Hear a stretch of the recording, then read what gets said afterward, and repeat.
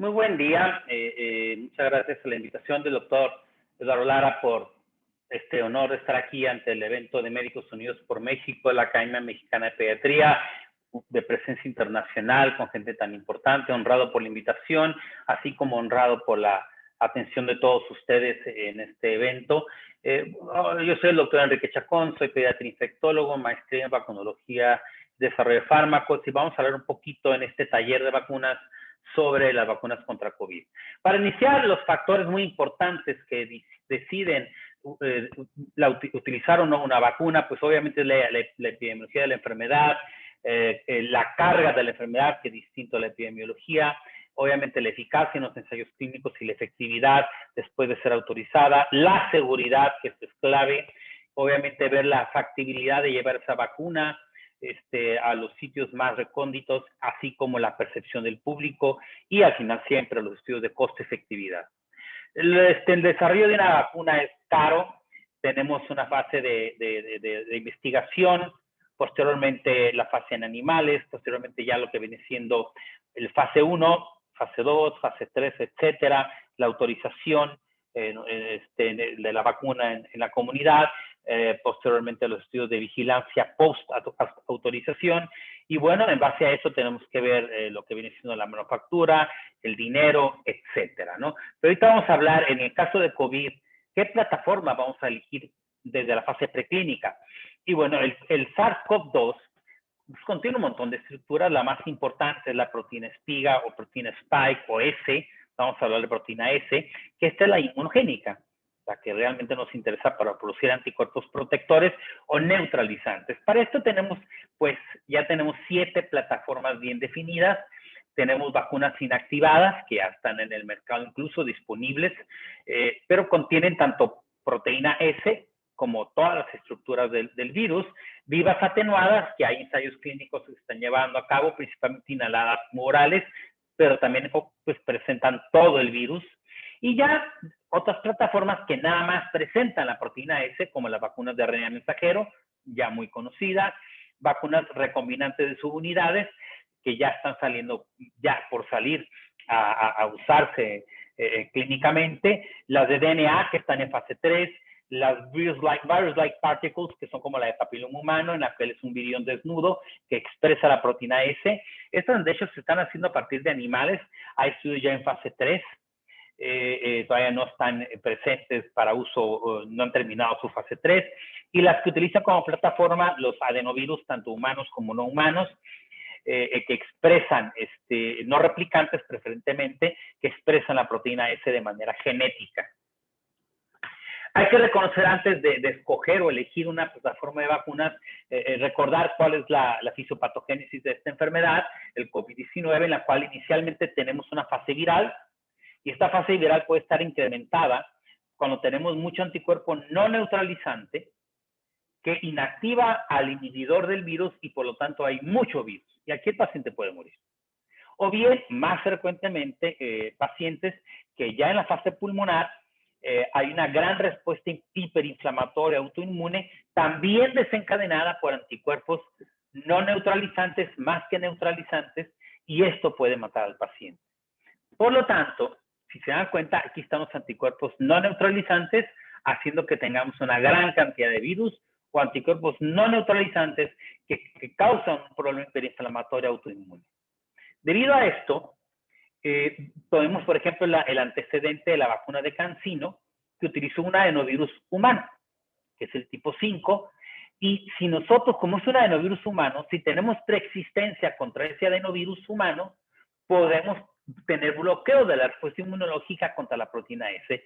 Y en el estudio de fase 2 de ellos, publicado hace ya más de un año, vemos que 35% de sujetos utilizando dosis alta de la vacuna que ya tenían anticuerpos persistentes contra el adenovirus 5, la mitad de ellos no alcanzaron el mínimo de 1 a 4 de anticuerpos neutralizantes.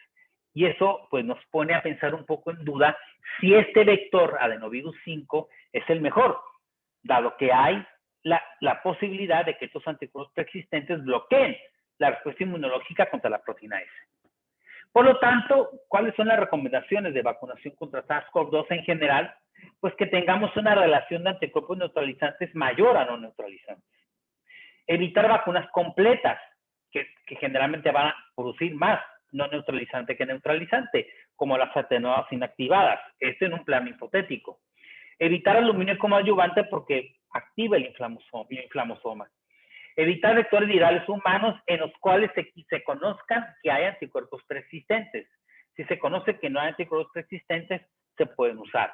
Y promover vectores virales no humanos o humanos sin anticuerpos preexistentes, vacunas de DNA, RNA o triméricas, adyuvadas sin aluminio, dado que estas solamente expresan la proteína S. Ahora vamos a hablar del dinero. Para poder tener nosotros una vacuna en general, y más una vacuna para uso de emergencia, ocupamos dinero. Y esto en vacunología es esencial. O sea, vacunología va mucho más allá de solamente medicina.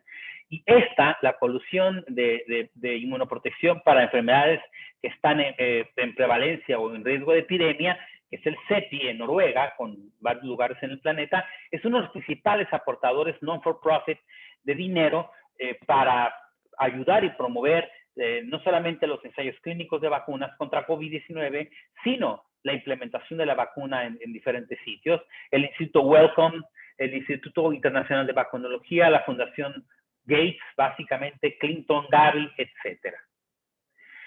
Hay una coalición que se llama COVAX, que su objetivo principal es promover el apoyo económico para realizar ensayos clínicos y para introducir vacunas que ya están precalificadas por la OMS a países con bajos recursos. Desafortunadamente, COVAX, aun cuando tiene ya mucho apoyo económico y se está tratando de administrar para finales de este año más de 2,000 millones de dosis en países que están económicamente muy mal, no ha sido actualmente suficiente y el ejemplo es África.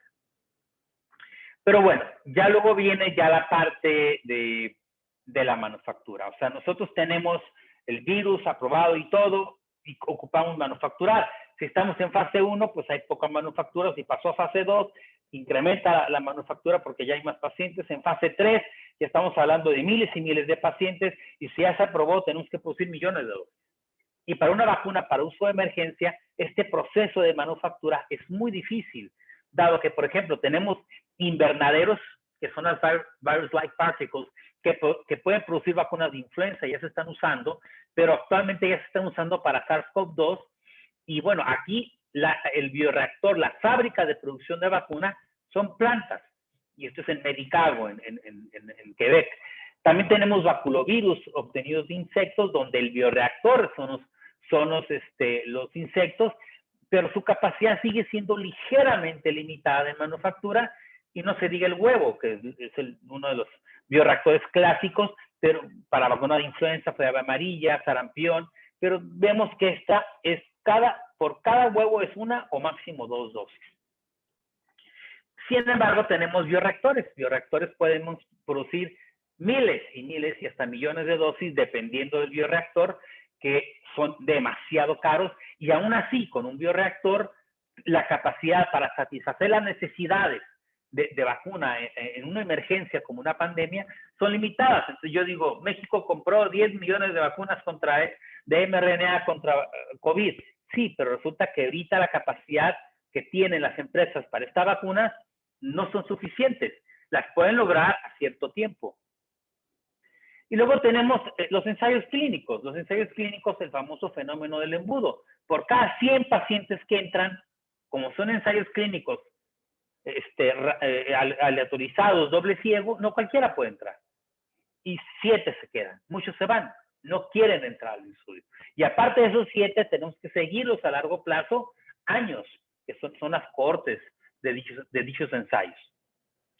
Y luego viene la parte de regulatoria. La parte regulatoria, que es la parte legal, las autoridades médico-legales, que la función es proteger y promover la salud pública, principalmente evaluando la seguridad, calidad y eficacia. Pero primero la seguridad de las vacunas o de los fármacos para cualquier parte del protocolo de investigación y para cuando ya está aprobado.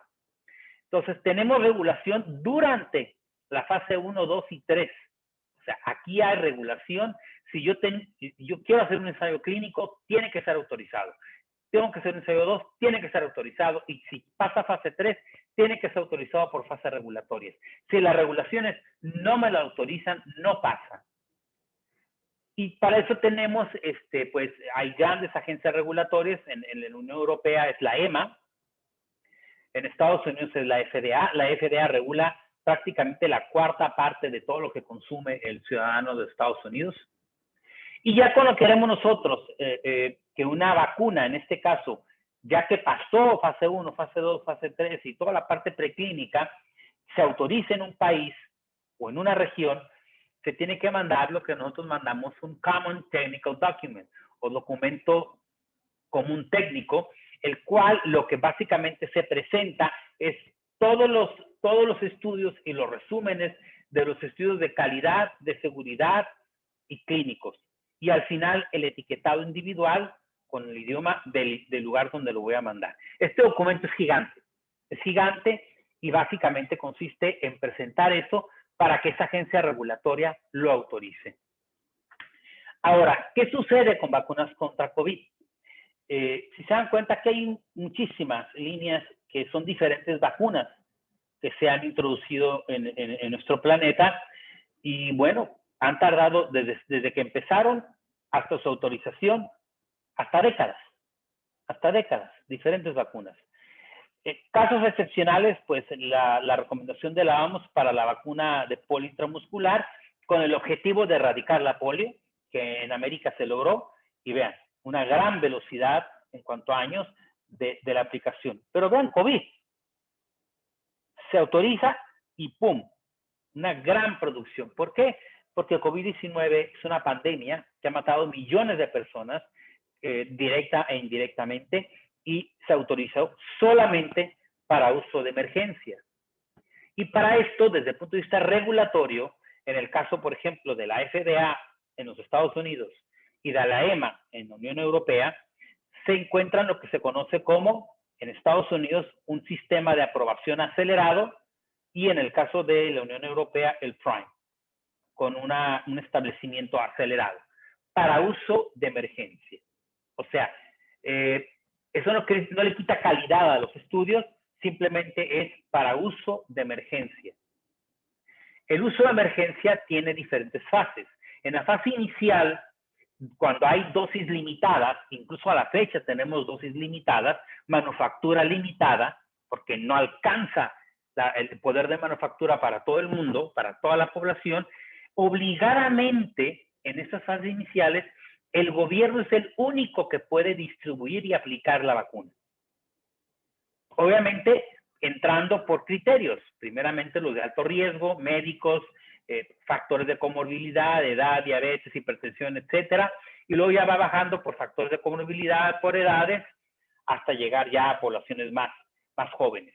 Ya cuando se logra una gran vacunación y se controla la pandemia, y tenemos muchas millones de dosis administradas, podemos ya incluir a la medicina privada, al médico privado, a empresas privadas, a las farmacias, para que de manera privada, no controlada por el gobierno, siempre el gobierno regula, pero ya no lo controla, ya se puede aplicar, y ya después, en una fase tardía, dependiendo de cómo se haga esta pandemia, cíclica o no cíclica, es muy probablemente que se haga cíclica, no sabemos cada cuánto tiempo, entonces nosotros revacunar, como con influenza.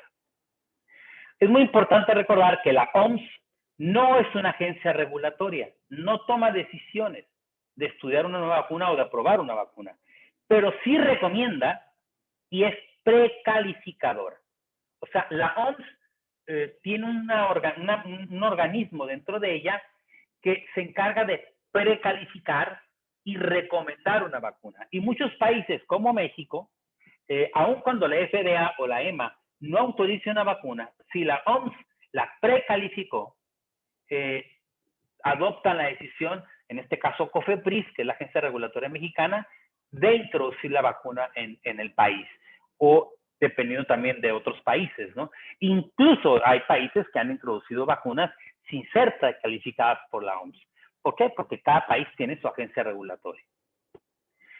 Y bueno, ya vamos a hablar un poquito ya de lo que es la farmacovigilancia. La farmacovigilancia, su objetivo es identificar principalmente seguridad, en este caso de vacunas, desde la parte en animales hasta los estudios clínicos en humanos y ya después de que se autorizó, y también obviamente la eficacia. Es muy importante la farmacovigilancia. El objetivo de clasificar un evento adverso en base a farmacovigilancia es muy importante, la clasificación y la codificación. Actualmente nada más voy a hablar de la clasificación por cuestión de tiempo, y lo que más se rige uno son las guías de la colaboración de Brighton, en la cual, por ejemplo, tenemos fiebre en estrellas azules.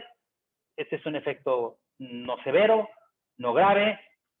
Luz verde, el estudio sigue o la vacunación sigue. Tenemos estos elípticos rosas, que puede ser dolor, luz verde. Fiebre, luz verde. Trombosis. Se interrumpe la vacunación y se identifica o se interrumpe el ensayo clínico y se hace una actividad de farmacovigilancia. ¿Cómo se define en base a la colaboración de Brighton un evento, una reacción seria? Hay que reconocer que hay diferencia entre serio y severo. Severo es si tengo mucha fiebre o mucho dolor. Serio es cuando resulta en muerte o discapacidad de por vida, o que el paciente requiere hospitalización o se puede poner grave. Básicamente es eso.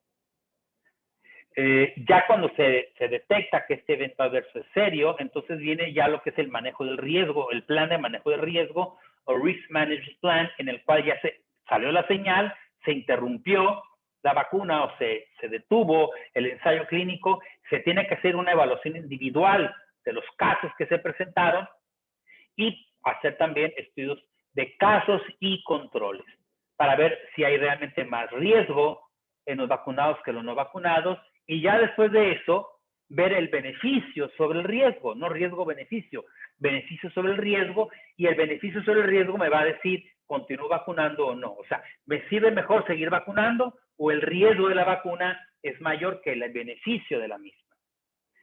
Y es un ejemplo clásico del efecto de trombosis que se presentó, por ejemplo, con la vacuna de Janssen en Estados Unidos, y se vio en los hombres realmente el beneficio sobre el riesgo lo sobrepasa por mucho, porque por cada millón de dosis administradas de la vacuna, vemos que hay un caso de síndrome de trombosis trombocitopénica, y pues no, imagínense, por un caso, y si dejamos de vacunar, va a haber 394 muertes. O sea, nada más de entrada, en mayores de 50 años, en mujeres, hay que seguir vacunando. Ahora, el riesgo era entre 18 y 49 años. Aquí va a haber por cada millón de vacunados en este rango de edad 7 casos de síndrome de trombosis trombocitopénica, pero se van a prevenir 6 casos directos de COVID, se van a prevenir 56 casos de terapia intensiva, que de aquí se pueden morir varios más, y 300 hospitalizaciones. Por lo cual, el beneficio supera el riesgo y hay que seguir vacunando. Esto es farmacovigilancia. Y recordar que pues hay tantas cosas que pueden provocar el riesgo de coágulos. Tan solo la infección por COVID puede haber 165,000 casos en 1 millón de casos, mucho más de los 7 casos por millón de vacunados en la población femenina de 18 a 49 años. Fumar me da 1,700 casos de trombosis por millón de fumadores. Los anticonceptivos, hasta 1,200 casos por millón de mujeres que lo aplican, y la vacuna, pues 4 por millón. O sea, no se compara. La vacuna siempre ha habido mucho problema de inventar y exagerar los efectos colaterales. Y bueno, esto trajo un problema. El efecto de trombosis, aún siendo raro, hizo que la vacuna de Pfizer en los Estados Unidos se bajara al 68%, 56% se bajara la vacunación, y la de Janssen bajó al 19%, que eso fue más problemático en sí que el efecto de trombosis. Y luego, bueno, tenemos las variantes tenemos ya rebautizadas, tenemos la alfa, que es la inglesa, 117, la beta, que es la sudafricana, 351, la gamma, la brasileña P1 o la gamma 2, que es la P2 de Brasil, la delta, que es actualmente la que más circula, que es la de la India, la epsilon, que empezó en California, y muchas otras variantes de preocupación, pero estas son las más importantes. De estas, las que pueden evadir inmunológicamente, todas tienen mayor capacidad de transmisión de enfermedad. La Delta es la de mayor preocupación, no hay duda. Más del 90% de los casos en la mayor parte del mundo son por Delta. Tienen mayor transmisibilidad, tienen mayor capacidad de causar daño y pueden evadir inmunológicamente un poco la vacuna. Sin embargo, vacunas como la de Moderna, Pfizer, Janssen, Astra, han demostrado tener una actividad inmune apropiada contra todas las variantes, incluyendo la Delta, en suero de inmunizados. Y en el caso de la variante Delta, pues la detectamos a finales del 2020, es el linaje 617, tiene 3 subunidades, la Delta Plus es la que más nos preocupa, ya mencionamos, más transmisible, virulenta y evade la respuesta inmune de manera parcial. Clínicamente puede dar cuadros como de catarro severo o gripe severa. Sin embargo, se presenta hasta en un 60% de casos nuevos, pero no vacunados. En pacientes vacunados, el porcentaje de variante Delta es muy, muy bajo. Y no hay como ver evidencia, ¿no? Este es un artículo publicado este año, que ya pasó el peer review, que dice que las vacunas contra COVID-19 disminuyen la diversidad genómica del SARS-CoV-2. O sea, los pacientes no vacunados tienen mayor variancia de mutación o mayor capacidad de mutar. O sea, si yo, en resumen, al no vacunarse, hay más riesgo de que este RNA virus, el SARS-CoV-2, se replique. Si no me vacuno, se replica más, lo transmito más y al transmitirse y replicarse más, hay aparición de nuevas variantes.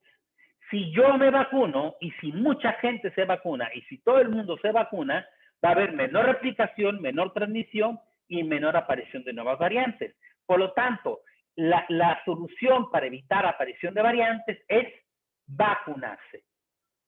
Y vamos a ver esto, o sea, Inglaterra tenemos que tienen la tercera ola, aquí es el número de casos en la parte de arriba, mayores que en la segunda ola, ¿ok? Y la mayoría son variante Delta, pero si vemos muertes, esta es la segunda ola, en azul, y en rojo el número de muertes es mínimo, y el número, de hospitalizaciones en medio, y el número de muertes en la segunda ola alto, y en la tercera ola, a pesar de ser variante Delta, como está afectando principalmente no vacunados, que son jóvenes y muchos ya sin factores de riesgo, no tenemos muertes y no tenemos casi hospitalizaciones, a pesar de tener una tercera ola.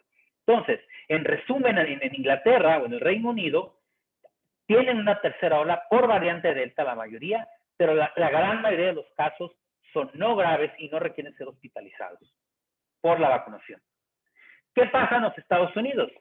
Tenemos que el número de casos a partir de octubre del 2020 hasta julio del 2021, tenemos, y aquí en diciembre se empezó a aplicar la vacunación que ya conocemos, de mRNA principalmente, y Janssen.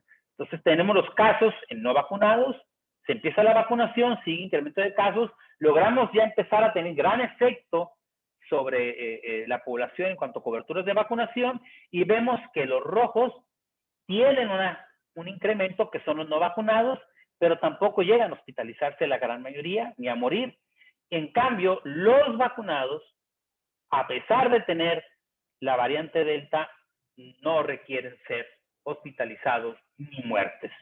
Y aquí en este caso estamos hablando de muertes. O sea, en resumen, en los Estados Unidos y en Inglaterra, sí ha habido casos, ha habido muertes por COVID en la tercera ola, pero han ocurrido en no vacunados. ¿Cuál es la principal solución? Vacunar. ¿Qué pasa en Inglaterra de nuevo comparado con Rusia? Tenemos aquí, este es en italiano, pero una disculpa, tenemos aquí el número de casos, se empieza la vacunación, viene la tercera ola, en Rusia, vienen los casos, bajan, viene la tercera ola, sube el número de casos. Tenemos aquí casos de muertos en Inglaterra, pues hubo aumento de casos, pero no aumento de muertes. En Rusia, aumento de casos y aumento de muertes. Cobertura de vacunación en el Reino Unido, 52%, en Rusia, 13%. De nuevo, hay más casos, pero no más muertes, Si vacunas mucho, hay más casos y más muertes si no vacunas mucho. Y ya para terminar, antes de la pandemia, la vacunación salva al menos 3 millones de vidas al año. La medida de intervención de salud más efectiva. Por cada dólar invertido se recuperan 44 dólares. Es sumamente costo efectiva. Sin embargo, aún así mueren 1,5 millones de personas al año por no ser vacunadas teniendo las vacunas. Entonces, esto nos pone a reflexionar y esto es antes de la pandemia. Muchas gracias por su atención. Estoy listo para las preguntas.